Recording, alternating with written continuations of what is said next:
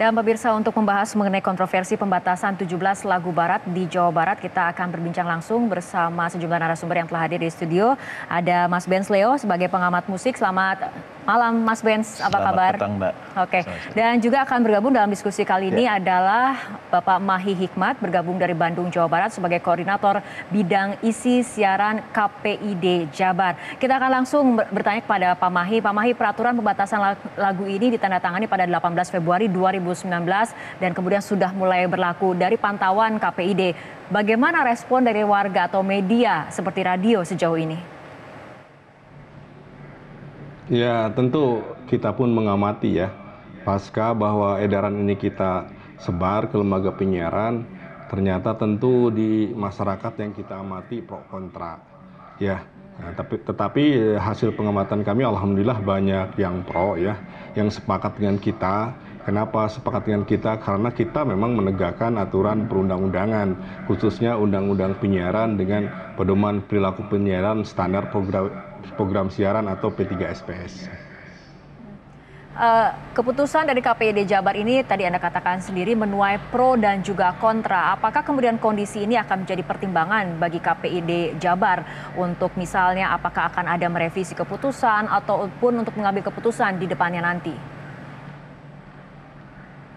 Insya Allah kita komitmen ya bahwa ini produk yang sudah mengalami perjalanan panjang, kemudian sudah memenuhi prosedur sebagaimana hukum acara yang kita terapkan, kemudian dikuatkan dengan kita melakukan rapat dengar pendapat ahli, menghadirkan para ahli, kemudian juga lewat pleno yang bulat 7 komisioner menyetujui, sehingga sampai hari ini kita komitmen bahwa surat edaran ini tetap akan menjadi bagian penegakan aturan yang kita lakukan.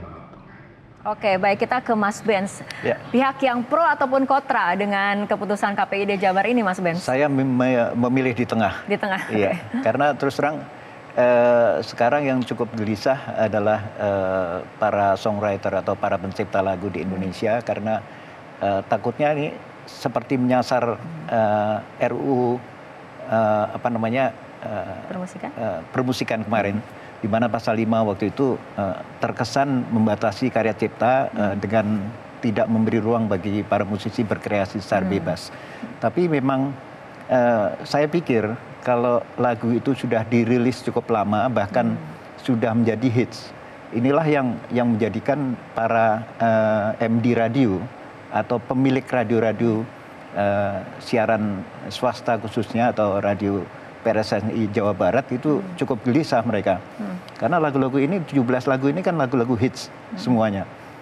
Beberapa musisi diantaranya atau penyanyi diantaranya adalah pernah perform di Indonesia, Bruno Mars misalnya, atau bahkan ada artis kita sendiri, Agnes Mo, dengan Chris Brown. Itu kan sebetulnya berkarya secara bersama, dan kelihatannya di Agnes Mo dan Chris Brown ini terlihat video klipnya yang jadi sasaran gitu ya.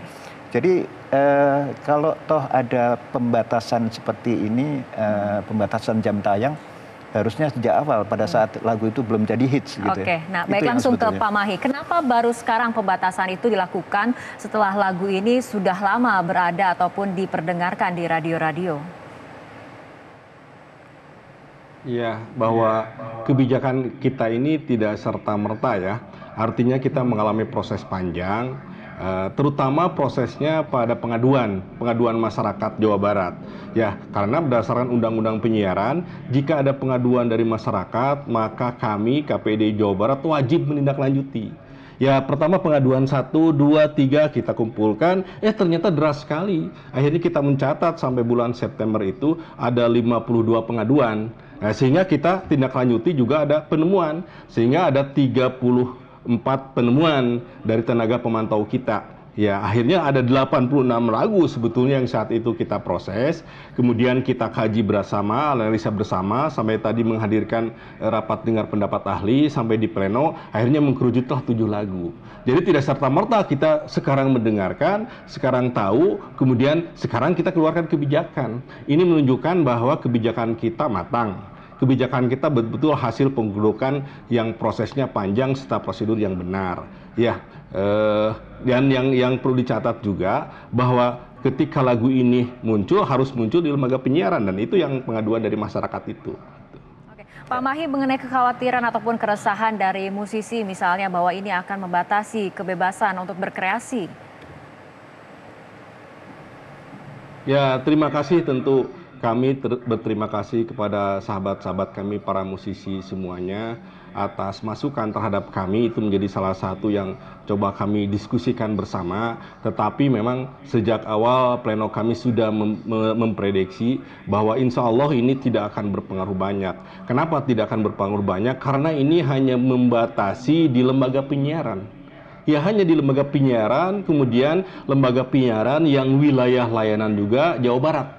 Artinya ada waktu lain selain jam dewasa pukul 10 sampai pukul 03 untuk lagu ini eksis, juga di ranah lain kan selain lembaga penyiaran. Kan masih punya aksesibilitas sebetulnya untuk lagu-lagu ini. Tetapi berdasarkan kewenangan dan kebijakan kami yang merujuk pada peraturan perundang-undangan, Undang-Undang Penyiaran dan P3SPS, bahwa lirik-lirik dalam lagu ini sudah kita cermati, akhirnya kita memutuskan ini hanya bisa disiarkan atau ditayangkan video klipnya di jam dewasa pukul 10 sampai pukul 03, itu saja sebetulnya. Terima kasih.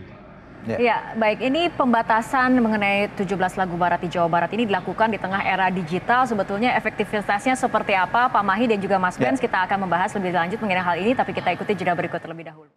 Pemirsa, kita akan lanjutkan kembali perbincangan Mas Benz mengenai pembatasan lagu dari KPID 17 lagu barat di Jawa Barat seperti itu dilakukan di tengah era yang digital seperti ini. Nah, menurut Anda efektivitasnya akan seperti apa? Ya, yang paling nggak ngenakin adalah di mana beberapa radio lain yang tetangga, katakanlah tetangga daerah gitu ya.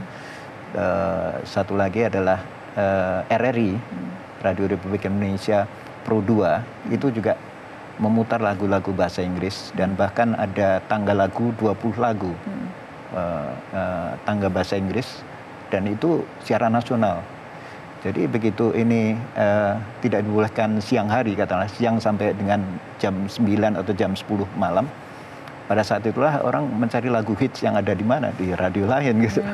Nah, inilah yang sebetulnya era sekarang ini memang mudah sekali. Belum lagi YouTube, belum lagi kalau mereka sewa TV yang berbayar gitu ya. Di mana di sana ada MTV, ada TV-TV lain yang menayangkan video klipnya dan menayangkan lagu-lagu hits. Itulah yang sebetulnya menjadi pertimbangan betapa pentingnya hal-hal macam ini terjadi, karena mereka pasti akan mencari tempat lain. Oke, baik. Sekali lagi, gue udah kangen nih sama Chris Brown sama Agnes Mo gitu, karena ini artis Indonesia gitu. Itu termasuk yang kena libas juga di sini.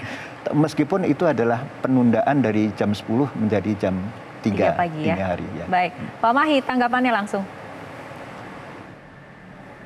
Ya, tentu kita lebih konsen pada lembaga penyiaran.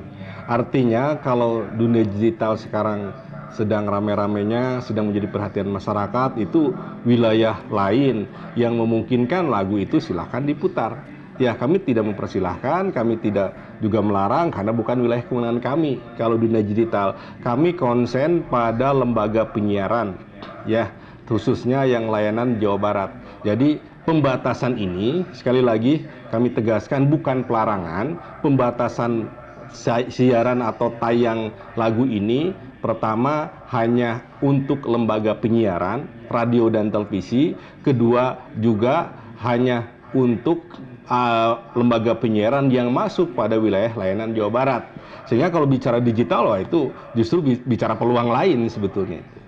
Oke.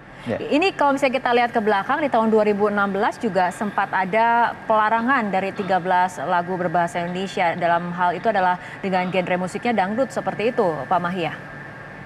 Betul. Kita pun 2016 ya, di 2015-nya kita coba mengumpulkan pengaduan masyarakat, kemudian hasil temuan kita melarang 11 lagu dangdut untuk siar. Kita tegas, itu melarang.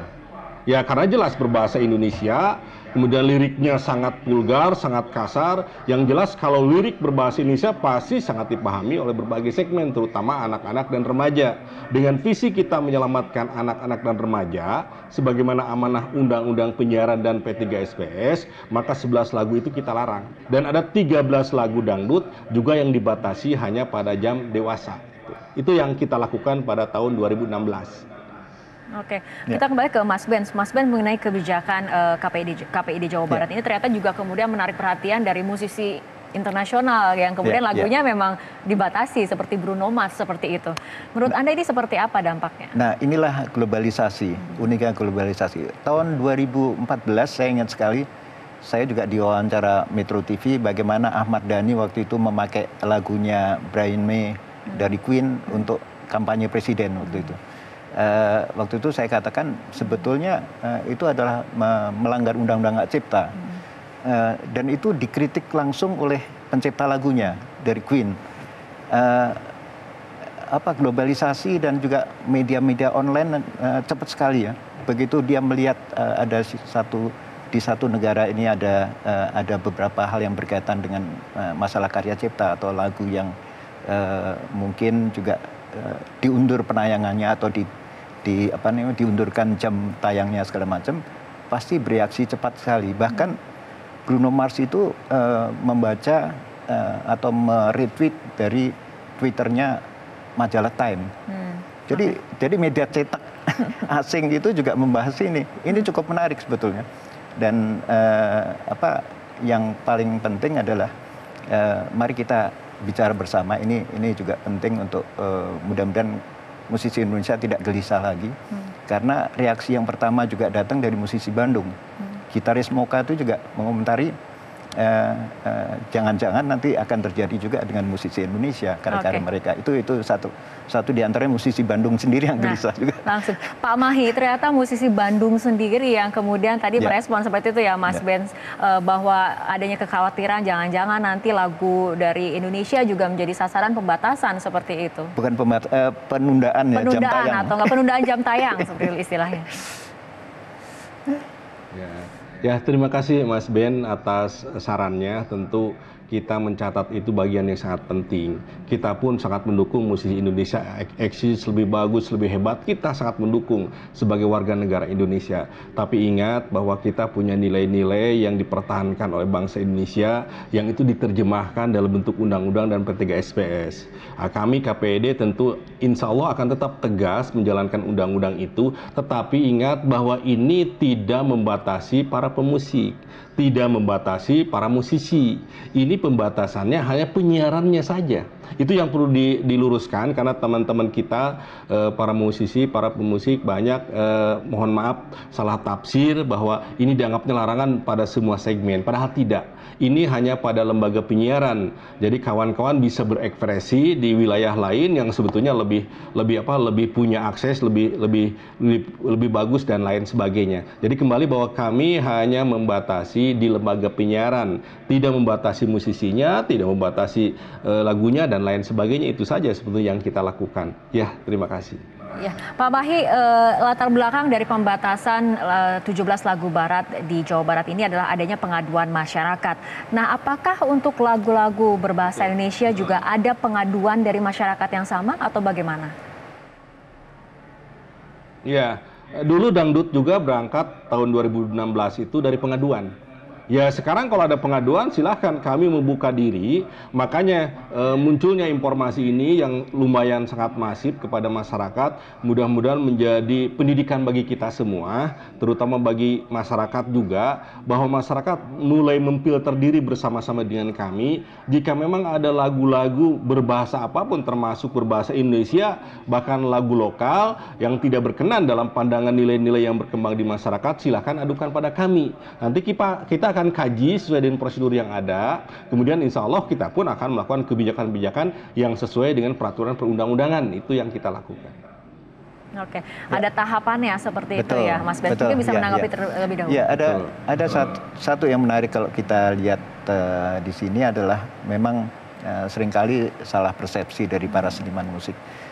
ini kan hanya pengunduran jam tayang, tapi kadang-kadang pengunduran jam tayang itu juga seperti halnya iklan rokok, ditaruh jam 10 malam kan sampai ke pagi hari, tapi di jalanan ternyata balihonya tuh ditulis gede-gede dengan apa namanya 16 rokok itu mendapat hanya Rp12 misalnya. Ini iklan di jalanan itu juga berbahaya kalau menurut saya. Tapi khusus untuk lagu ini sebetulnya ada satu hal yang menarik, itu adalah beberapa artis ini sangat populer di Indonesia. Kita pengen tahu komentar Ed Sheeran pada saat dia akan perform pada bulan Mei nanti. Sementara ini yang baru Bruno Mars kan, yang bicara Bruno Mars. Menurut Anda ada efeknya nggak tadi? Apakah kemudian Ed Sheeran akan merasa enggan untuk kemudian konser di tanah air atau seperti apa? Saya kira nggak sampai ke arah situ ya. Paling banter dia akan pada press conference-nya nanti akan mengatakan sesuatu tentang penundaan jam tayang ini, toh nanti akan dijelaskan juga bahwa ini bukan dilarang, tapi hanya ditunda penayangannya atau siarannya di radio. Artinya Mas Ben, ketika kemudian tadi spirit ataupun semangat dari KPID adalah kemudian untuk melindungi anak-anak seperti itu, karena ada beberapa lirik lagu kemudian yang tidak sesuai. Jika memang itu tujuannya, sebaiknya sebetulnya upayanya seperti apa? Ya, upaya yang paling bagus itu adalah saya ingin menjelaskan sendiri, pada ringkas saja kita, Mas Ben, bahwa teman-teman di radio itu juga sudah ada self sensor mereka. Mereka sudah membatasi agar tidak ada lagu-lagu yang diputar itu yang menyalahi aturan-aturan, bahkan kan sudah ada KPI yang melarang untuk itu. Jadi apalagi televisi juga, audiovisual. Nah, sedikit aja Mbak, di lirik lagunya Agnes Mo sama Chris Brown itu sebetulnya liriknya tidak menjual sensualitas, hanya saja video klipnya itu yang sebetulnya secara audiovisual itu tuh memang bukan agak ya, ini memang tidak layak ditonton anak-anak. Oke, baik, kita kembali ke Pak Mahi mengenai keputusan dari KPID Jawa Barat ini, apakah memang sudah disinergikan juga dengan ataupun dibicarakan dengan KPI pusat? Ya, bahwa secara struktural kami itu lembaga yang mandiri, tetapi secara fungsional memang aturan-aturan yang dibuat oleh KPI itu menjadi rujukan kami.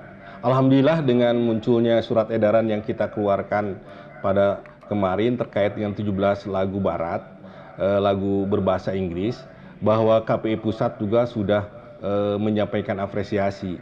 Bahkan beberapa komisioner KPI pusat sudah datang langsung ke KPID Jawa Barat, dan itu tentu kami ucapkan terima kasih atas dukungannya. Bahkan yang saya amati, KPI pusat juga sudah membuat siaran pers.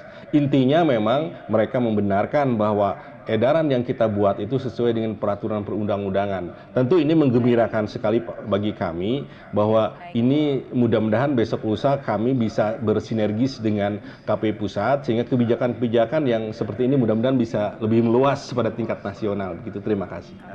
Baik, kita harapkan memang kebijakan ini tidak membatasi kebebasan berkreasi musisi tanah air, dan kemudian industri musik tanah air tetap kemudian menjadi juara di tanah airnya sendiri sebetulnya. Baik, terima kasih Mas Ben dan juga Pak Mahi telah bergabung sama kami malam hari ini dalam Prime Time.